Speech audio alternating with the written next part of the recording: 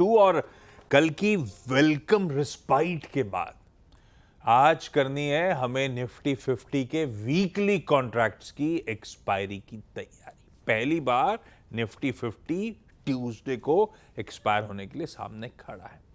Welcome respite मैंने इसलिए कहा था क्योंकि काफी पेन, पिछले 3 ट्रेडिंग सेशंस में दबाव, बैक टू बैक पेन और तगड़े पेन से कल जाके फाइनली हफ्ते की शुरुआती ट्रेड में उस पेन से उभरे।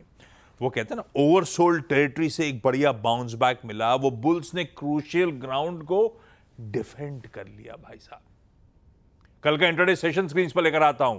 मिले जुले ग्लोबल क्यूज के बीच में ठीक ठाक शुरुआत हुई। नहीं, इंट्राडे लेकर आइए। ओके, इंट्राडे रखिएगा स्क्रीन पे।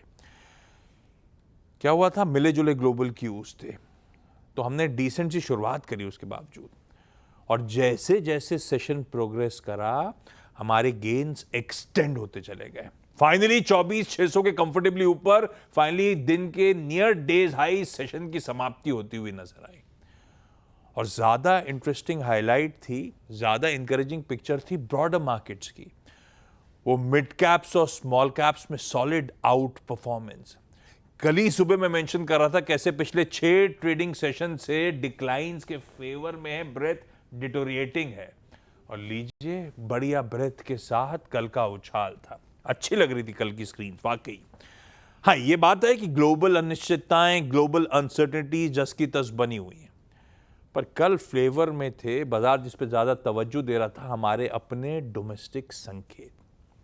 उसमें खैर सबसे इंपॉर्टेंट तो फ्राइडे शाम को आए वो जीडीपी के Q1 नंबर्स थे। पर हाँ, उसमें कई अर्थशास्त्री डिफ्लेटर वाले एंगल की, यानी कि इन्फ्लेशन एडजस्टमेंट के कंसर्न्स हाईलाइट कर रहे हैं। पर अपने आप में वो नंबर्स स्ट्रांग थे। खैर, नंबर्स पे नहीं जा रहा हूं क्योंकि वो तो अपन ने कल सुबह चर्चा कर ली थी। कल आए हुए बाकी डोमेस्टिक आंकड़े दिखाता हूं स्क्रीन पे, क्यों ऑटो सेल्स के नंबर्स बाजार को पसंद आए। ये देखिए, साल दर साल अगस्त महीने का प्रदर्शन। 2 व्हीलर्स में कोई रॉयल एनफील्ड ने 55%, TVS Motors 30%, hero MotoCorp 8%, Bajaj auto 5% बिक्री में उछाल था। इनमें से इक्का दुक्का के साथ ही जरूर था एक्सपोर्ट का तड़का ज्यादा होगा। ट्रैक्टर्स, एमएनएम और स्कॉट के नंबर्स आपकी स्क्रीन पर हैं। कमर्शियल व्हीकल मैन्युफैक्चरर्स, कोई टाटा मोटर्स, कोई वॉल्वो आइशर, कोई अशोक लेलैंड के नंबर्स आपकी स्क्रीन पर हैं। यह है साल दर साल, ये ज्यादा ताजे आंकड़े अगस्त महीने के, और यह है साल दर साल प्रदर्शन। वो तब जब टैरिफ की अनसर्टनिटीज थी, वो तब जब वो क्या कहते हैं जीएसटी 2.0 रिफॉर्म्स की बात हो गई थी। सबको पता था कि शायद दरें घटती हुई नजर आ रही होंगी, उसके बावजूद इस तरह के नंबर्स थे।